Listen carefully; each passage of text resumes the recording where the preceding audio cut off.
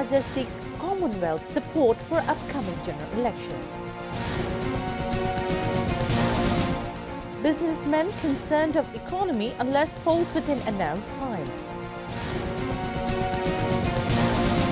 Journalists want to get entered in the pockets of political parties, alleges Muzaffarpur. Architects and urban planners blame Raju for making unsafe city.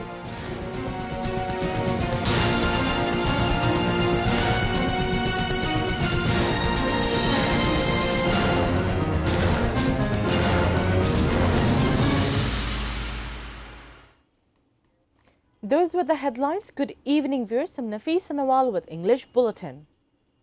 Chief Advisor Professor Dr. Muhammad Yunus has sought full support of Commonwealth to hold the upcoming general elections scheduled for first half of next February.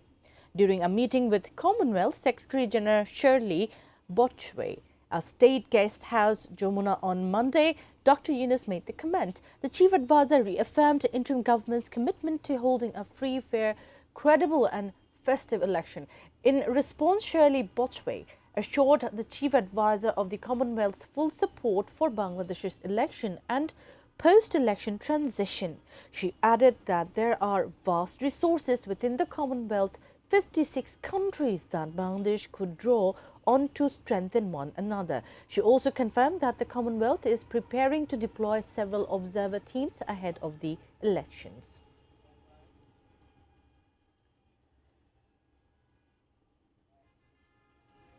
On the last day of her visit, Commonwealth Secretary General Shirley Botchway held a meeting with Foreign Affairs Advisor Tawhid Hussain also.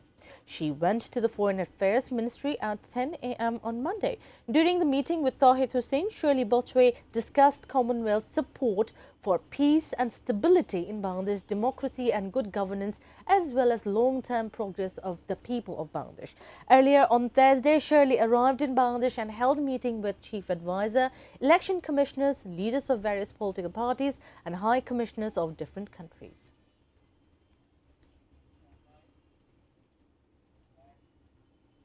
Country's economy would fall in pressure if the election does not take place within the announced time. Entrepreneurs and businessmen express such concern as the economy of the country remains weak due to political uncertainty. They seek polls on due time to accelerate investment and trade. Most of the indices of the economy are in expected situation. More than 300 garment factories remain closed due to high price of gas, high interest rate of the bank's lack of safety and political instability. Export orders have also decreased and it has an impact in the entire export sector. Entrepreneurs and businessmen observe the improvement of the situation depends on the upcoming election.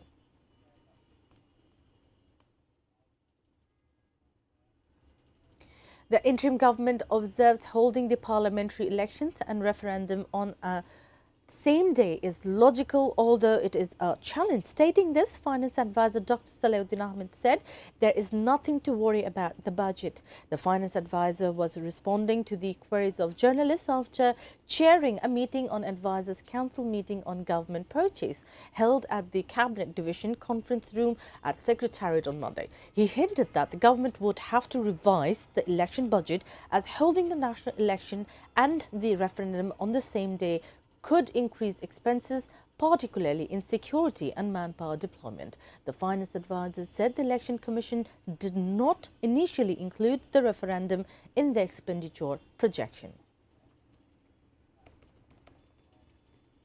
BNP Secretary General Mirza Fakhrul Islam Alamgir has said political parties do not want journalists in their pockets, but journalists enter themselves. He made the remark at a discussion on review of media reform report organized by the Broadcast Journalist Center BJC and Bangladesh China Friendship International Conference Center in Dhaka on Monday. He alleged that sections of the media had supported fascist regime over the past 15 years. On the issue of media reform, Mirza Fakhrul noted that although the government-formed Media Reform Commission has prepared its report, it has not yet been opened for public discussion.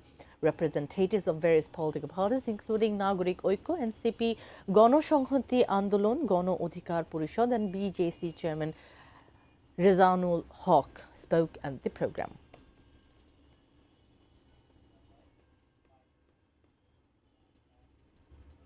E-family court system has been launched aimed at reducing delays, cutting corruption and easing the burden on litigants seeking justice in family-related disputes.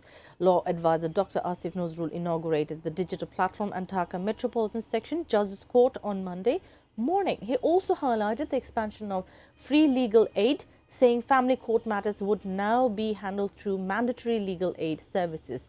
The e-family court will offer digital case files, remote access to services, online scheduling and other paperless features. Environment advisor Saida Rizwana Hassan said it brings renewed hope of justice for women and children. Chief Advisor Special Assistant on ICT Faiz Ahmed Tayyeb also spoke at the program. Architects and urban planners have blamed the Rajdhani Unnayan Kortripokho Rajuk for making the city unsafe.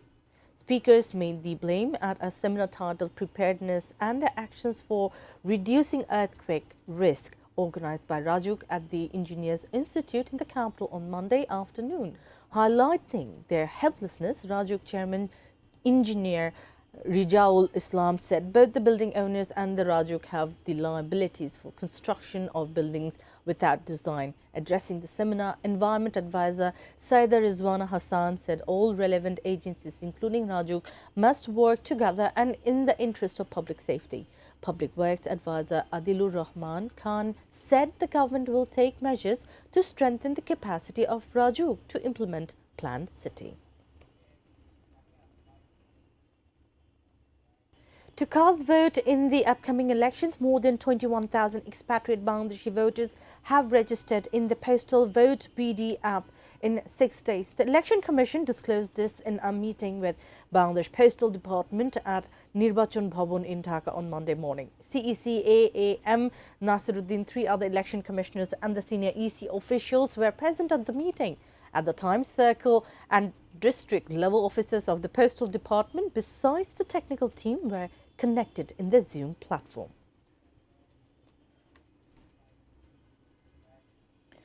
The International Crimes Tribunal ICT1 has set December 4 for a hearing on framing charge in a case over the killing of 28 in the capital's Rampura during the July-August movement. The tribunal also appointed a state defense to defend 2 fugitive accused. The 2-member tribunal led by Justice Shafiul Alam Mahmood passed the orders on Sunday morning. The 2 accused, Lieutenant Colonel Redwanul Islam and Major Muhammad Rafat bin Alam, were produced before tribunal. Meanwhile, ICT2 has fixed November 27 for next deposition in the Begum Rokeya University student Abu Said murder case.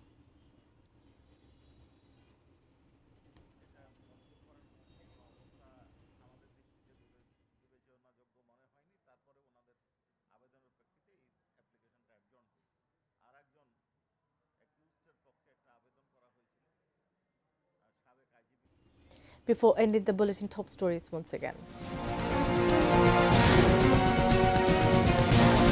Chief Advisor seeks Commonwealth support for upcoming general elections.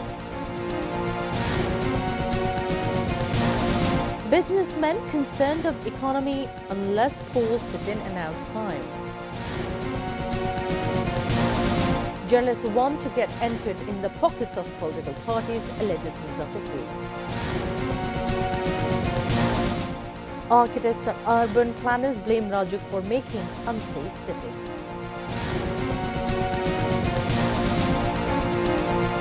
That's all from the newsroom for the moment. Thank you for being with us.